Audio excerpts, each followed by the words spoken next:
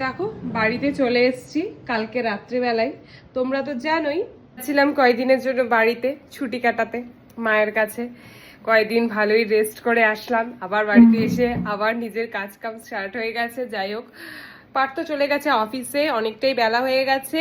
নিয়ে বসে পড়েছি আজকের ব্রেকফাস্ট। নিয়েছি অমলেট আর 3টা খেজুর। খুবই সিম্পল আর ভীষণ গরমও লাগছিল। না না না না, গরম লাগছে বলে ডিম খাওয়া আমি ছাড়তে পারবো না, আমার ভীষণ ফেভারিট ডিম।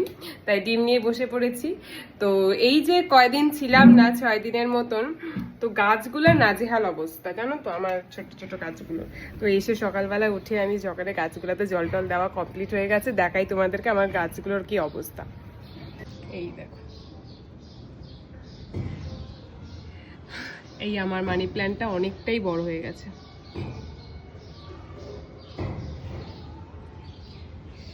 আর এদিকে গেছে সকালবেলায় আজকে সকাল সকাল গাছগুলোতে জল টল দিয়ে। আর এই দেখো, এই গাছটাতে ফুলও চলে আসছে। আর আজকে বাড়িতে এসেছি বলে পার্থ সকাল সকাল আবার বাজারে গিয়ে চিকেন নিয়ে এসছে। এই দেখো, তো আজ রান্না হচ্ছে এদিকে চিকেন দুপুরবেলা জন্য। হ্যাঁ, দুপুর রাতের জন্যই তো আর কি চিকেন। তোমরা ওই গরমে বাড়িতে কি কি করছো কমেন্ট করো। চলো,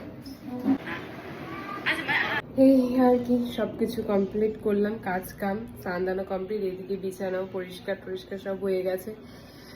কয়দিন বাড়িতে না থাকলে ঘর বাড়ির যে কি অবস্থা হয় তো জানোই। সবকিছু পরিষ্কার করতে করতে আজকে অনেকটা বেলা হয়ে গেল। এখন প্রথমে বাবুকে খেতে দিব, দেন পোস্তকে খাওয়াবো, দেন আমি লাঞ্চ করবো। বন্ধুরা, বাবুকে খেতে দিয়ে দিব। এখন দেবো ডাল, বরবটি, পনির, কচুর লতি, আর এদিকে মুখি কচু। বাবু বসে পড়ো।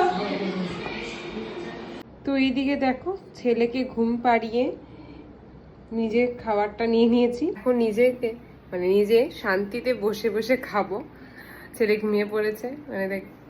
তো বন্ধুরা, আমার এই ছোট্ট মিনি ব্লগটা তোমাদের কেমন লাগলো অবশ্যই কমেন্ট করে জানিও। আর আবার দেখা হবে আরো একটা নতুন ব্লগ নিয়ে খুব তাড়াতাড়ি তোমাদের সাথে। তো চলো, আমিও এখন এই লাঞ্চটা ফিনিশ করি। আজকে ভাত খাবো না, নিয়ে নিয়েছি রুটি, ইচ্ছা হলো তাই খাচ্ছি। চলো টাটা।